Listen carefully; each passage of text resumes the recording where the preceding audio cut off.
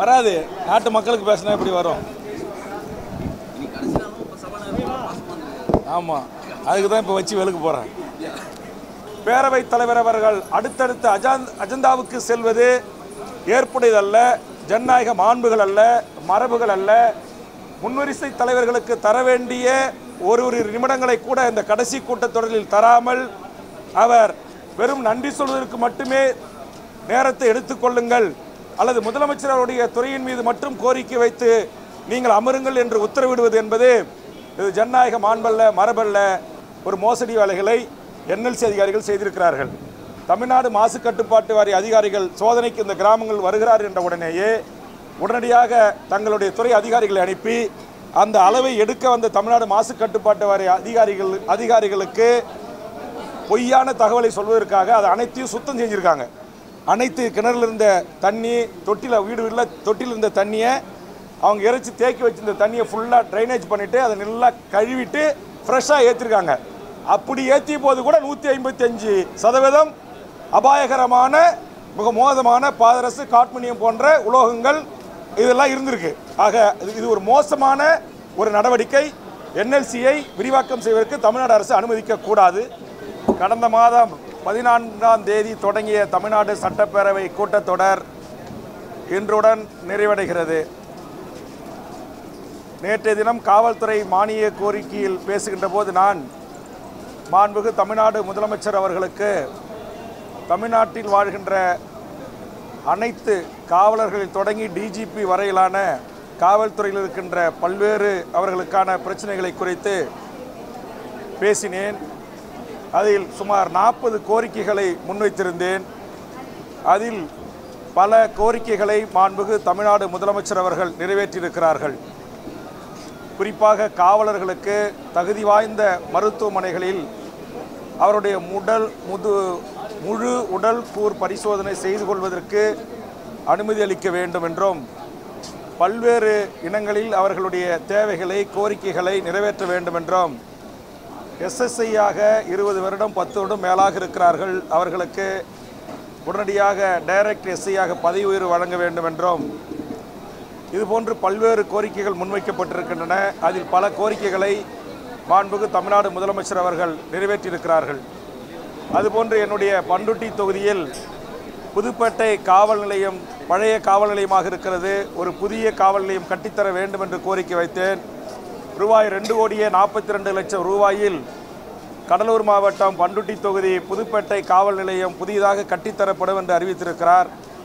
ஆக அதற்காக மாண்புமிகு தமிழ்நாடு முதலமைச்சர் அவர்களுக்கு இந்த நேரத்திலே நன்றி சொல்லி, இன்று கூட்டத்தொடர் நிறைவு செய்கிற நாள் என்கிற காரணத்தினால் நான் சுமார் 100க்கும் மேற்பட்ட கவன ஈர்ப்பு ஒத்திவைப்பு தீர்மானங்களை தந்திருக்கிறேன், குறுகிய கால வினாக்களை தந்திருக்கிறேன். ஆனால் இந்த கூட்டத்தொடரில் என்னுடைய ஒரு கவன ஈர்ப்பு தீர்மானங்களோ ஒத்திவைப்பு தீர்மானங்களோ எடுத்துக்கொள்ளப்படவில்லை என்பது மிகவும் வருத்தத்திற்குரிய ஒரு செய்தி. ஆதலால் நான் இன்றி நேரமில்லா நேரத்தில் இதை குறித்து பேசுவதற்கு கை தூக்கி எழுந்து நின்றபோது பேரவைத் தலைவர் வாய்ப்பளிக்கவில்லை. மாண்புமிகு தமிழ்நாடு முதலமைச்சர் அவர்கள் பதிலுரை இருக்கின்ற காரணத்தினால் நான் பொறுமையாக அமர்ந்தேன். முதலமைச்சர் அவர்கள் பதிலுரை அளித்தார்கள். அதற்கு பிறகு நான் இத்தனை கவன ஈர்ப்புகளை கொடுத்திருக்கிறேன். அதிமுக்கியத்துவம் வாய்ந்த பிரச்சனைகளை குறித்து மரபு ரீதியாக விதிகளின்படியும் முன்வரிசை தலைவர்கள் ஏதாவது ஒரு பிரச்சனையை 2 பிரச்சனைகளை சட்டமன்றத்தில் எழுப்பி அதற்கான தீர்வை சம்பந்தப்பட்ட முதலமைச்சர், துணை முதலமைச்சர், அமைச்சர் பெருமக்கள் அளிப்பார்கள். இந்த மரபு ஆண்டாண்டு காலமாக தமிழக சட்டப்பேரவையில் கடைபிடிக்கப்பட்டு வருகிறது. ஆனால் இந்த மரபை இன்றைக்கு நம்முடைய பேரவை தலைவர் அவர்கள் உடைத்து அதற்கான வாய்ப்பை தரவில்லை. அதனால் நான் தொடர்ந்து எழுந்து நின்று குரல் கொடுத்தேன், முதலமைச்சரை நோக்கி, அவை முன்னவரை நோக்கி. அதற்கு பிறகு முதலமைச்சர் அவர்கள் அவை முன்னவரோடு ஆலோசனை செய்துவிட்டு பேரவைத் தலைவருக்கு, வேல்முருகனுக்கு வாய்ப்பு தாருங்கள் என்று பரிந்துரை செய்தார். அதற்கு பிறகு பேரவைத் தலைவர் எனக்கு வாய்ப்பு தந்தார். நான் முதலமைச்சர் அவர்கள் என் தொகுதியிலேயே காவல் நிலையம் அமைத்ததற்கும் என்னுடைய கோரிக்கை ஏற்று காவலர்களுக்கு பல சலுகைகளை அறிவித்ததற்கும் நன்றி சொல்லிவிட்டு, மிக அதிமுக்கியத்துவம் வாய்ந்த பிரச்சனையான என்னுடைய கடலூர் மாவட்டம், என்னுடைய பகுதியான நான் வாழ்கின்ற பகுதியான நெய்வேலியில் 100கணக்கான கிராமங்களுக்கு குடிநீர் விநியோகம் செய்கின்ற அங்கு இருக்கிற ஏரிகள், ஆறுகள், நீர்நிலைகள், அங்கிருக்கிற கேணி என்று சொல்லக்கூடிய கிணறுகள், அதுபோன்ற ஆழ்துளை கிணறுகள், மக்கள் பயன்பாட்டில் வீடுகளிலே கட்டி வைத்திருக்கின்ற தொட்டிகளிலே திடீரென்று தமிழ்நாட்டைச் சேர்ந்த தமிழக அரசால் அங்கீகரிக்கப்பட்ட பூ உலகின் நண்பர்கள் என்று சொல்லக்கூடிய அமைப்பு அங்கு ஆய்வை மேற்கொண்டு மனித உயிருக்கு பேராபத்து விளைவிக்கக்கூடிய பாதரசம், நிக்கல் மற்றும் காட்மியம், ஜிங்க், போரா போன்ற பலவகை உலோகங்களும் கெமிக்கல் அதில் கலந்திருப்பதாக, அதாவது 1 மடங்கு 2 மடங்கு அல்ல 250 மடங்கு கலந்திருப்பதால் அங்கு மனித உயிர்களுக்கும் கால்நடைகளுக்கும் குழந்தை பேருக்கும் குழந்தைகளுக்கும் பேராபத்தை விளைவிக்கும் என்று அவர்கள் அறிவித்தார்கள். அப்போது ஒன்றிய அரசின் சார்பாக, NLC நிர்வாகத்தின் சார்பாக, இது தனியார் NGO அல்லது பூ உலகின் நண்பர்கள் என்கிற அமைப்பில் அறிக்கையில் உண்மையில்லை என்று அங்கு மக்களை ஏமாற்றி கொண்டாடுகிறார்கள். இதை தானாக முன்வந்து விசாரித்த நம்முடைய பசுமை தீர்ப்பாயமும் இது வழக்காக பதிவு செய்யப்பட்டிருக்கிறது. இந்த சூழலில் தமிழ்நாடு அரசின் மாசு கட்டுப்பாடு வாரியத்திடம் நான் தொடர்ந்து வலியுறுத்தியின் பேரில் அறிக்கைகள் பத்திரிகையாளர்களாக வலியுறுத்தின அடிப்படையில் அவர்கள் நம்முடைய தமிழ்நாடு அரசு கட்டுப்பாட்டில் இருக்கிற தமிழ்நாடு மாசு கட்டுப்பாட்டு வாரியம் ஆய்வு செய்து அந்த ஆய்வின் போது தற்போது 155 மடங்கு பாதரசம் உள்ளிட்ட நான் சொன்ன இந்த மக்களுக்கு பாதிப்பை ஏற்படுத்தக்கூடியவை இருப்பது என்பதை உறுதி செய்திருக்கிறார்கள். ஆதலால் இந்த அறிக்கை வெளிவந்த உடனேயே நான் மாண்புமிகு பேரவைத் தலைவர் அவர்களை சந்தித்து, மாண்புமிகு சுற்றுச்சூழல் மற்றும் நிதித்துறை அமைச்சர் அவர்களை சந்தித்து, இப்படி என் மாவட்டத்து மக்களுக்கு ஒரு பேராபத்து இருக்கிறது, இதை குறித்து நான் கவன ஈர்ப்பு தந்திருக்கிறேன், இதற்கு எனக்கு உரிய பதில் கிடைக்க வேண்டும், அந்த மக்களுக்கு நியாயம் கிடைக்க வேண்டும், தமிழ்நாடு அரசு இனி அங்கே சுரங்கங்களை விரிவாக்கம் செய்யக்கூடாது, சுரங்கங்களை உருவாக்குவதற்கு நிலத்தை கையகப்படுத்தக்கூடாது என்கிற கொள்கை முடிவு எடுக்கப்பட வேண்டும் என்பதை குறித்து ஒரு கவன ஈர்ப்பை அரசின் கவனத்தில் ஈர்ப்பதற்காக தொடர்ந்து நான் போராடி வந்தேன். ஆனால் அதற்கான வாய்ப்பு எனக்கு மறுக்கப்பட்டன. இன்று இதை குறித்து மிக முக்கியமாக சட்டப்பேரவை கூட்டத்தை நிறைவு செய்கின்ற காரணத்தினால் இதை குறித்து நான் மாண்புமிகு முதலமைச்சர், நிதியமைச்சர், சுற்றுச்சூழல் அமைச்சர் கவனத்தை ஈர்ப்பதற்கு முற்பட்ட போது இதை குறித்து, இந்த பாதிப்புகளை குறித்து, இந்த புள்ளி விவரங்களை குறித்து முழுவதுமாக பேச என்னை அனுமதிக்காமல் பேரவைத் தலைவர் அவர்கள் அடுத்தடுத்த அஜெண்டாவுக்கு செல்வது ஏற்புடையதல்ல, ஜனநாயக மாண்புகள் அல்ல, மரபுகள் அல்ல. முன்வரிசை தலைவர்களுக்கு தர வேண்டிய ஒரு நிமிடங்களை கூட இந்த கடைசி கூட்டத்தொடரில் தராமல் அவர் வெறும் நன்றி சொல்வதற்கு மட்டுமே நேரத்தை எடுத்துக்கொள்ளுங்கள் அல்லது முதலமைச்சர் அவருடைய துறையின் மீது மட்டும் கோரிக்கை வைத்து நீங்கள் அமருங்கள் என்று உத்தரவிடுவது என்பது இது ஜனநாயக மாண்பல்ல, மரபல்ல.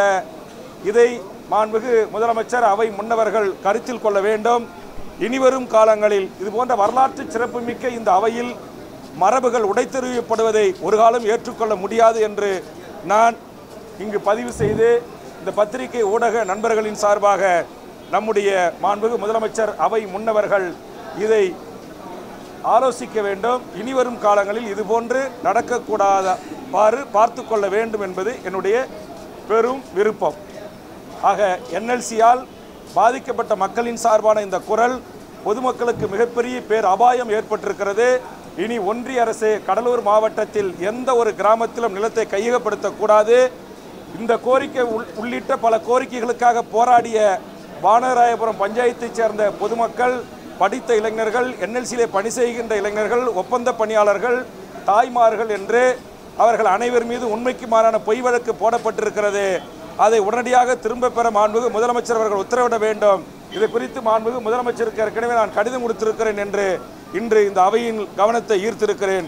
இதற்கு அடிப்படை காரணம், நாங்கள் அங்கு வாழ்வதற்கு தகுதியற்ற மண்ணாக NLC-யை சுற்றி இருக்கிற ஆயிரக்கணக்கான கிராமங்கள், நூற்றுக்கணக்கான கிராமங்கள், பல லட்சம் மக்கள் தள்ளப்பட்டிருக்கிறார்கள். அதனால் ஒன்றிய அரசுக்கு இனி தமிழ்நாடு முதலமைச்சரும் தமிழக அரசும் ஒத்துழைப்பு தரக்கூடாது. நிலத்தை கையகப்படுத்துகின்ற தமிழ்நாடு அரசு நில ஆணையரகம் அல்லது நில எடுப்பு DRO, RDO, தாசில்தார்களை NLC-யிலே அனுமதிக்கக்கூடாது என்பதான வேண்டுகோளை பேரவையில் பேசுவதற்கு வாய்ப்பு இல்லாத காரணத்தினால் எனது அருமை பத்திரிகை ஊடக நண்பர்களின் சார்பாக முன்வைத்து, இதுக்காக நியாயம் கேட்டு போராடிய அப்பாவி பொதுமக்கள் மீது போடப்பட்ட வழக்குகளை அனைத்தும் திரும்ப பெற வேண்டும் என்று கோரிக்கை வைக்கிறேன். நன்றி, வணக்கம். 1.5 லட்சம் அரசு பணியிடங்களை தற்காலிக பணிகளாக மாற்றி அரசாணை வெளியிட்டிருக்கு தமிழ்நாடு அரசு.